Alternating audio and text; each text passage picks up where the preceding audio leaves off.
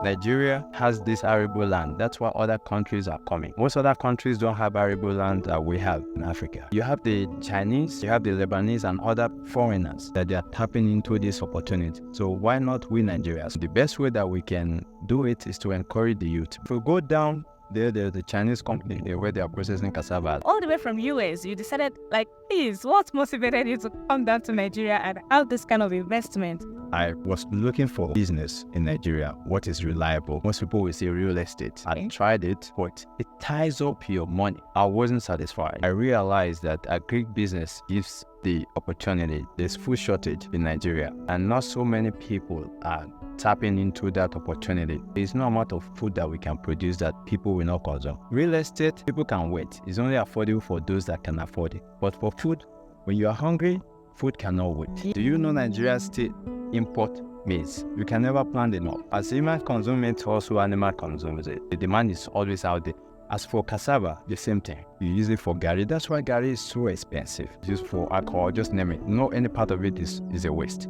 People in Diaspora or even some people in Nigeria, we have this anxiety, thinking that, oh, everywhere is a war zone. Oh my God, once I get to Nigeria, somebody's gonna kidnap me. I've lived abroad for decades and I've been coming to Nigeria. If you live a normal life, there's nothing too flamboyant. Nobody cares. They are going by their business. Nigeria imports so many of its food. So this is one of the best times to actually get into Akure business. Welcome back to the channel. See your girl, Danica Kosi. We are here in Ilorin, Kwara State, Nigeria. So we're going to spend the day here in AFAB's farm. Trust me, you guys are going to learn a lot from this particular video. Let us dive right into the video. Can we know your name? My name is Akim. I am the CEO of AFAB Farm here in Ilorin, Kwara State, Nigeria. AFAB Farm is into a Greek business. And first of all, I will say thank you very much for coming. It's a pleasure having you here. We don't get to see a lot of people or celebrity like yourself coming to the farm to see what we are doing, because not everybody likes to be in the bush. AFAB Farm, in a nutshell, we are into mechanized farming. So cassava, maize, millet, and whatever we produce. And also we have cashew. And whatever we produce, we try to follow up with the value chain to make sure that we process them as well up onto the final consumer. We also have outlets in the city where we sell, we want the outlet where people that are selling our product. What motivated you to go into agriculture? I have my full-time job. Okay. And I also have a different business. So for me, it's about success. It's about investment, passion for investment. I primarily venture into a Greek business in order to make money. That is just the truth, the honest part of it. But after a while, in the course of trying to make money, at the same time, I'm falling in love with it, with the nature. And then there are a lot of potentials because Nigeria imports so many of its food. And there is a food insecurity in the country. So this is one of the best times to actually get into agri business, and there is good return in it. Agri is a business. There is always the need for human beings to have that necessity of clothing, shelter, and food. And the solution in it is never enough currently. So where there is challenge, there is always an opportunity. So our goal as a youth is to, especially for us at AFAB Farms, is to provide food for and feed the whole of Nigeria and Africa. And that's why we're doing maize farming, cassava, millet, because we're in a very good location. We also discovered the potential for the real estate. So, because we have real estate companies all around here, so there are business opportunities to have real estate here. We have a real retail outlet because we try to control the value chain. That way we don't have dependence on so many markets. There are demands for our product, but at the same time we want to maximize the profit. So we realize that we'll be able to reach a lot of consumers if, by having outlets where we can sell our product or market our product to the people out there. We also deal with catfish farm. So we have catfish where we process, which is in a different location. It's about 30 minutes from here. How big or how, should I say, how large is this farm? I would say currently about 500 plot in total, because on this side of the town or in Kwara State in Ilorin, they do not sell land per acres. It's per plot. Wow. Especially if it has a good road access and all of that. So in some places, in some other states or some other part of the southwest state, they sell land per acres. Yeah, but here in Ilorin, yes, they don't. Everything is per plot. So for us, we planted the maize, the cassava, cashew, millet, a total of 500 plots that we currently planted our farm produce that we're operating on. But we do have uncultivated areas to which it's a different size entirely. Okay. Oh, wow. Okay, you're talking about the one that you always planted, yes. That. Oh, wow. As a farmer, what advice do you think you can give to our youths, Nigerian youths watching this video? As a youth myself, I have my full-time job, like I said. This is just an investment opportunity or a side hustle for me to call it. All right. So I would say we have no excuses not to get into agric business. There is lack of food in Nigeria right now. But there is great opportunities for us out there as youth to get into agric business. Some of the challenges that we discovered is some people will say they don't have a land or they don't know how to go about it. So on AFAB farm, part of what we are doing is we have uncultivated land. So if anyone is willing, your subscribers, as a way of rewarding you, taking up the challenge to come here and visit us, because this is the first interview ever I've had on this farm. Because for us, we think we're just starting. This is a starting point for us. So the fact that you are showcasing and assisting us and helping to put us out there, I want to encourage the viewers and other people that are interested in agribusiness as well.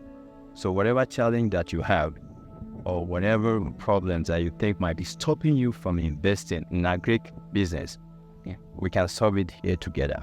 So we have uncultivated land, we have land that we can give to any of your viewers, people that are willing to farm for the next 2 years on a small scale, and then see the result. From the result, then they can make a determination and expand as it goes wherever they are in the world, whether they are in Nigeria or they're outside Nigeria. All right. Wow, that is so huge, you guys. Like, this is so massive. Thank you very much for this opportunity that's given to those watching this video. So you guys have to share this video so that it gets to as many people as it can get, okay? So that we really need people to see this video, okay? Thank you very much. You're welcome. AFAB farm. We are going to do a special video for this, honestly. As an experienced farmer that is into maize farming, it's such a large scale. How much do you think it will cost to set up a plot of maize here in Nigeria? Depends on the variety that you practice. However, here we use hybrid. So to set up a plot of land, it costs about 150,000 estimate to set up a plot of land of maize. But what's the for us, revenue like? Based on our experience, so on average is around 35% to 40%. That's what is realistic for us. So 35 to 40% are profit, right? Profit. Well, what about the cassava farm? Because cassava is not, it's annual. It's not as fast as maize. Yeah. Because even the harrow height that we talked about for maize, which is within the course of 3 to 4 months, that's what we're talking about. Okay. So that's how long it takes for maize to get mature and get harvested. Yeah, 3 to 4 months, because we use hybrid, so which is highly marketable. Once we finish, we always, as a matter of fact, we don't even take it out. We have workers come here, bring their vehicle. The buyers. Wow. They come and get it. Yes. So that will encourage us to plant more. The last time we didn't plant up to this. So we realize that there is market out there and the demand is always there. So for cassava takes a longer period because it's tubers, since it comes from ground. So it takes about 1 year. Okay. So you need a large expense of land actually for cassava compared to maize. Because if you look at the space between maize is not that much, or for cassava. So I I really cannot give the specific amount for cassava of 1 plot of land. Okay, all right. So I understand that. Because for us, we do a very large amount of cassava since we process it in our factory. Okay. For Garri. Oh, wow. You also have a factory where you process cassava, right? Yes, ma'am. Wow, you guys, this is so huge. Like, this is very massive. So can you take us to the factory? Yes, we can go to the factory. This is our frying process. Okay. Yes, so which is kind of like the semi to the last stage of the production. Yes, this is where you have the final product here. All right, how is it from the face to the end? That's from the face that you will see. Since they take place in different days, they cannot take place, everything cannot take place in the same day. Yes. The beginning is where you have the cassava, a peeling. Introduction of the cassava into the pan and then the peeling. So after the peeling process is completed, then it will be bagged. And then that's where we place it on the jack. And we'll have the fermenting process. We'll let it ferment for 2 to 3 days. Okay. Before they will regrind and then we start frying. We have like a plastic bag, so they bring in with truck. Then we'll have all the workers there. They will peel it. All right. So after the peeling process is completed, then they transfer it to the other side. After the peeling, then they grind it. They'll bring it here. Where's the workers here? Like the guys come in. So this is where we do the grinding. Okay, where they do this? Yes. You can see so the engine, the machine. But after the grinding is completed, then it will be back. You see something like this. Okay. It will be wet. So this is the waiting for it. You see. So they'll back it and then transfer into this next form. Mm-hmm. So this is the next stage. Okay. Where everything will be powder. All right. See on these machines, and then we allow it to ferment. Basically, cassava contains cyanide. The chemical content of cassava is not wasted. Or that we are not there yet to be processing it, because right now we are just allowing it to drain. All right. Out. But if we use it for all kind of stuff, the starch that we use for our clothing, they use it for alcohol and other industrial purposes. For us, we only use the tubers and the Garri powder.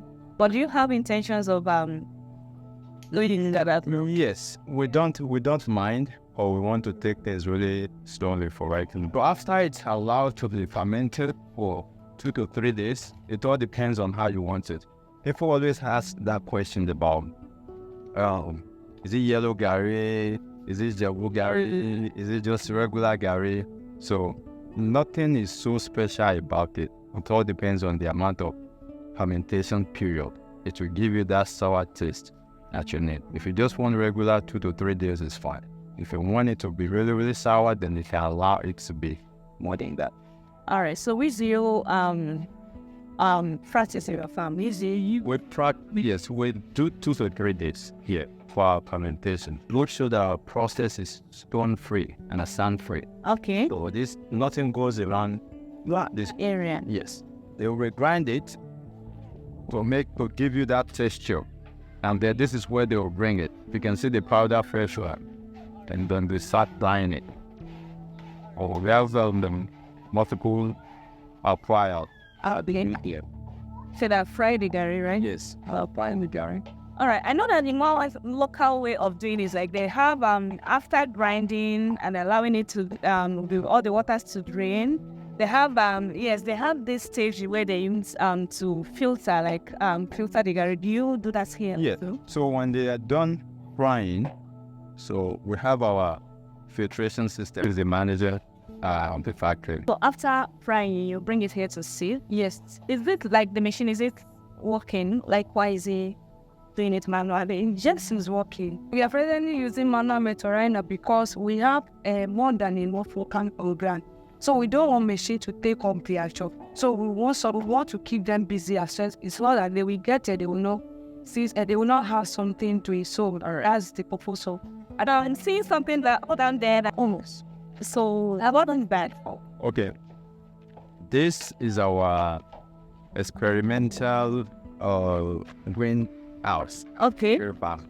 All right. So it's since we have borehole here, and that's what we use for the cassava as part of the Garri. Okay. So we decided to also implement or to be creative about using the borehole for two purposes.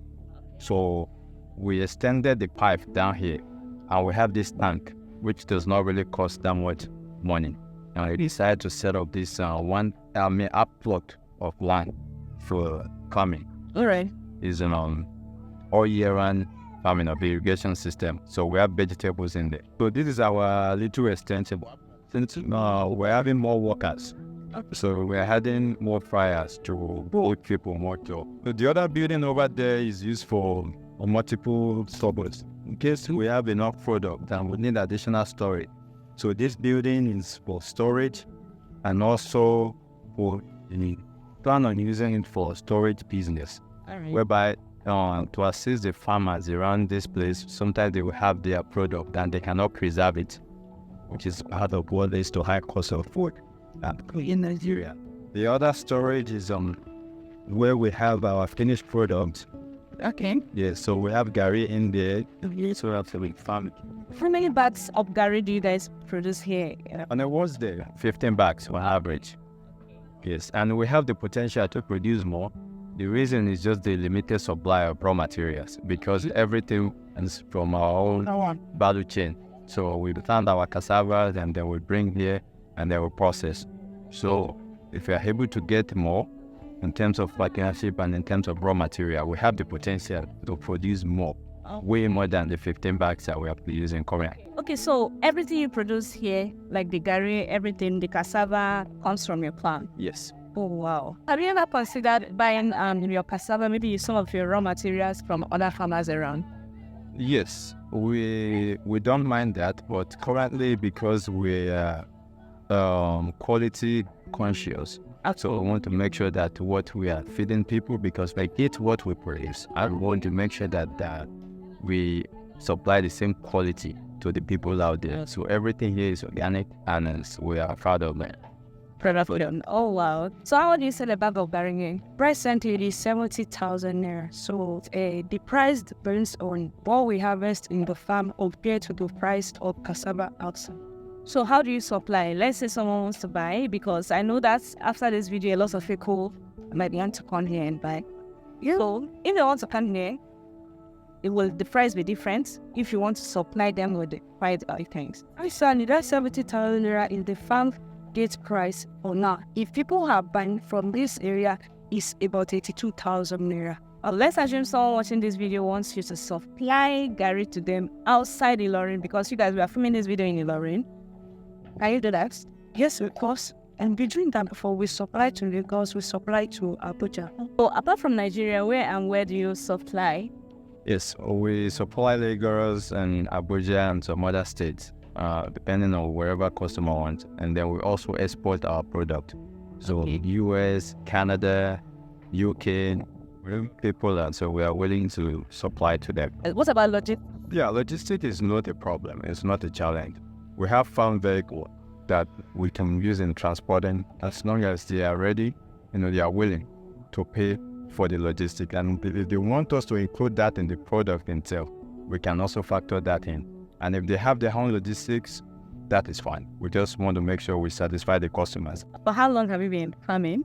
2 years. 2 years, wow. Do you think it is something that is worth it? Do you think it's an investment that you would advise people out there to go into? Yes. I would definitely encourage and advise anyone that is looking for investment, for business purposes or investments, to go into it. Because when we started, it wasn't this much, and gradually we expanded. And I also have some of my friends too that they are coming. So they've already acquired land. They have their lands around here, this community, that they are also farming as well, just because of the results that they saw in mine. Because even when I'm traveling, sometimes the ticket for my flight, the catfish that we export pays for it. Okay, you also export catfish? Yes, we do. Wow, that's very beautiful. What are the challenges you faced so far as a farmer here in Nigeria? Yes, what I have seen so far, there are challenges that, anyone that is determined would easily, conquer. And I don't want to say easily, don't let me put it that way. We see it as an opportunity. Yeah. There are challenges, and these challenges that I have seen from my experience, it doesn't matter where you are, whether you are in Nigeria or you're outside Nigeria. It's all there. It's the same anywhere you go to. Number one is challenge of supervision, both on the ground. As an investor or as a business owner, you cannot leave everything in the hand of somebody else to do for you 100%. You trust them and you verify. Okay. If you are close enough, go there and see what they are doing. You supervise them in order for you to see it, to see the result that you are hoping for. If you are very far away, you can monitor everything on your phone, because that's what I do. Oh. We have camera, we have surveillance here. So I can monitor, I talk to the staff wherever I am, whether I'm in Nigeria or I'm not. Every few months I come around, so I can see them. So one challenge is supervision. So if you yourself as a business owner, if you don't, I want to call it micromanage. You see, outside Nigeria, micromanage is not a good word. As a supervisor, you don't want to be micromanaging your staff. But here in this part of Nigeria, it is normal. You have to micromanage. You have to ask them, what are they doing? I want to see proof. You have to deal with them. Otherwise, it is human nature for them to just get carried away or be complacent, or sometimes it's not out of wickedness. It shows their different mindset and orientation that they have. So you have to keep reinforcing it. If they're doing something wrong, you see people that will be part of your team. You don't have to keep managing them or just get rid of them and replace them. And then, because for me it's a business and it has to produce good results. So one challenge, number one, is management of the business itself, which when we first started, it was hard, but after a while, everything resolved, because now they know the expectations and they know that I'm always there and I manage them, and then they will account for things. So we keep record of everything that we do. So the number two challenge is security. Generally in Nigeria, you want to make sure that you cater for security. Even though there are some places where things are stolen or you have cows going into the farm, for us it's all about prevention. So we take care of the security challenge by making sure that we have surveillance, which our surveillance, because it's solar, you don't need electricity. It costs about 150,000 naira to have one surveillance system. We also have security staff. You can put as many as you want. They are vigilantes. They help you take care of the farm, and they know that they are responsible for any damages or theft. So we hold them accountable, the same way that we hold the supervisors to accountable, or the workers. So those are the two main challenges that I've seen so far. A lot of my viewers are interested in farming. So let's say someone watching this video right now wants to partner with AFAB's farm. Are you guys open to partnership? Yes, we are open to a partnership, because currently we don't have any partner. Everything we see here belongs to AFAB. If anyone is willing to partner with us, we're open for it. Whether it is the real estate part of it, because we have real estate companies down the road, like we said, to develop, or if they want to get into a quick business. So we'll be honest with them and we'll give them the numbers. So that way people don't have a false hope or thinking that I'm just going to be rich overnight. So it's a gradual process. That's some of the things. You have to be patient when you are in agri-business. Like I said, I have other business, even outside Nigeria here, honestly, and I have workers. Sometimes it's the same thing, even though they are not Nigerian. When I'm not there, I know how they do things compared to while I'm there, when I'm with them. So it's human nature. It's just a different mindset. To answer your questions, yes, we're open partnership. So I live in the Kwara State. Primarily, I was living abroad before I relocated down here. So I go in between both. But abroad is so big. Like, where in abroad do you stay? Houston, Texas, in USA. Wow, all the way from US, you decided, please, what motivated you to come down to Nigeria and have this kind of investment? motivated me is the investment, the business opportunity. I've been in the US and I've been to Europe as well, but primarily I resided in the US and done business over there. And after a while, I was looking for business in Nigeria. What is reliable? Most people will say real estate. I tried it. I do have some real estate, but it ties up your money. And real estate keeps going up. So I wanted something that will consist of both, whereby you can get your money as you... I've tried other businesses as well, especially processing and real estate, some other business. I wasn't satisfied. The agric business is what I came to realize that satisfied my desire in terms of what I prefer as a business and the return that I was seeing. And since I still do, I do real estate outside the country. So I realized that agric business, especially in this very good location here in Ilorin, gives the opportunity of real estate as well as agric business.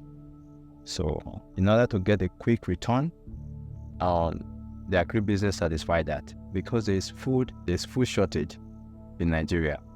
So, and not so many people are tapping into that opportunity of mechanized farming or providing food. There is no amount of food that we can produce that people will not consume. Real estate, people can wait. It's only affordable for those that can afford it. But for food, when you are hungry, food cannot wait. Yeah. So people need it. And therefore, you have the Chinese, you have the Lebanese and other foreigners that they are tapping into this opportunity. So why not we Nigeria? So that's why I decided to give it a trial. And it's been working for me. And what I did was transferring my business or whatever little content I can get from over there and start putting it into this. And I'm happy so far with what I'm saying. And if we go down there's the Chinese company there where they are processing cassava as well. I've been there. Really? Yeah. Oh, wow. As someone from Diaspora, some of the things that my people in Diaspora or even some people in Nigeria, we have this anxiety, thinking that, oh, everywhere is a war zone. Oh my God, once I get to Nigeria, somebody's gonna kidnap me, or everywhere is a war zone, or they are fighting everywhere. No. I said, I've lived in abroad for decades. So, and I've been coming to Nigeria as well for decades.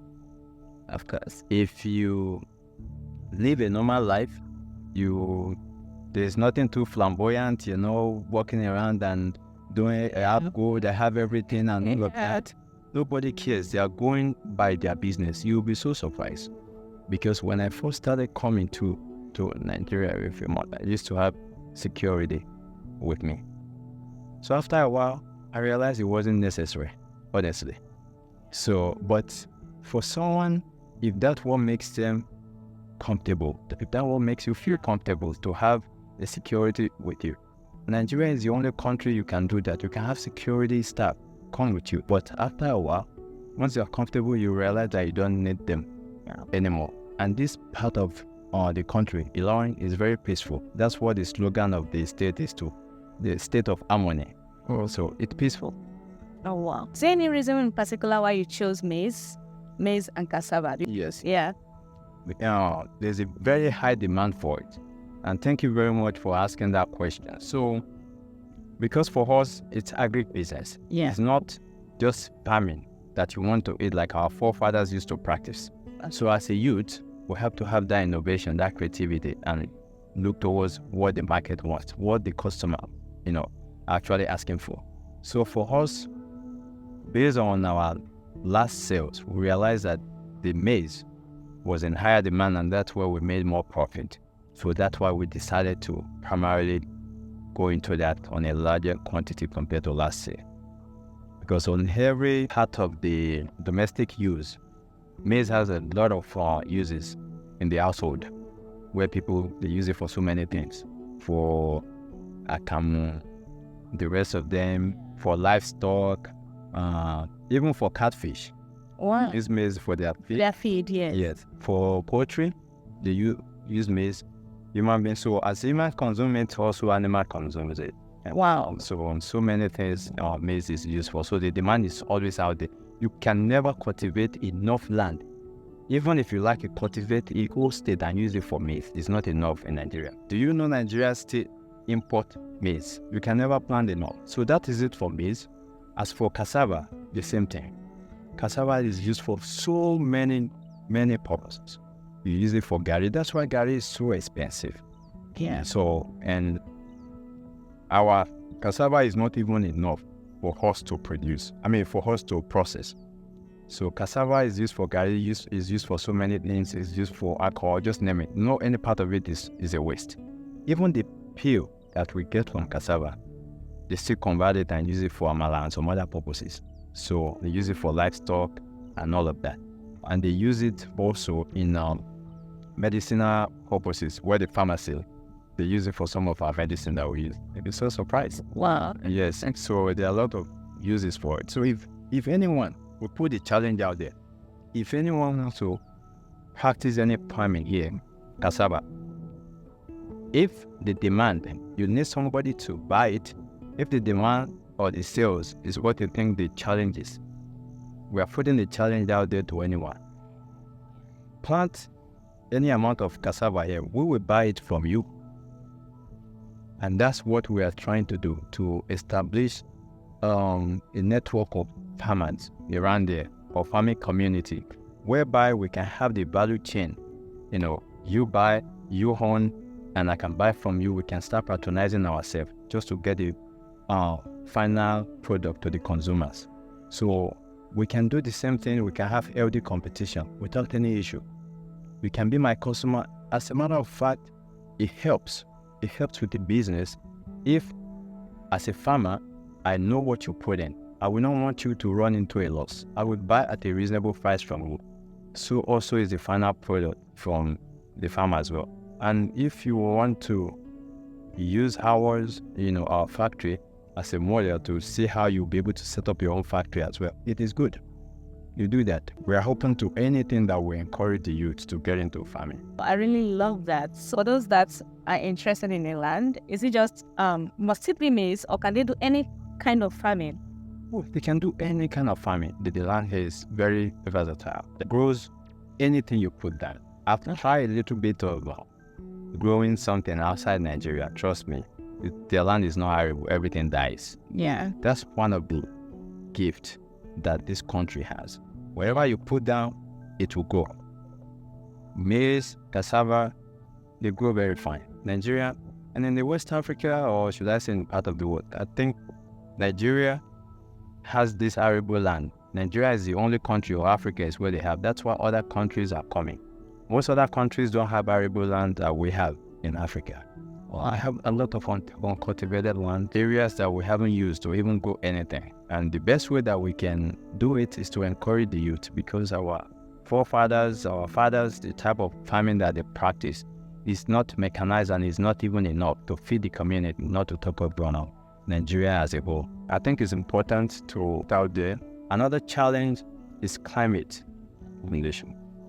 So we have to strategically work with the weather, since everything is rain dependent. Sometimes when the rain does not come as expected, it may affect your yield. You have to work according to the rain to plant as early as possible. This will maximize your profit. And for those that have enough money or the fund, of course, you can do irrigation farming. You can do all year round. All year round. Which, yes, we are not there yet, but we are hoping, we will get there. Just because we have a very large expense of land right now, but we don't want to buy more than we can chew. So this is just like a one-time harvest. Once anyone that you harvest is gone. Yes, you can still be the cassava in between, right? So after harvestation of the maize, we still have the cassava here.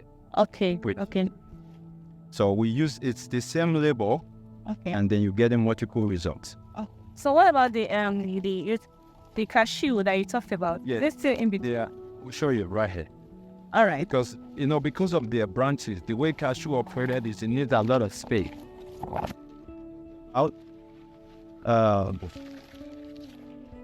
Very far apart in the cashew. Okay. This is, yes.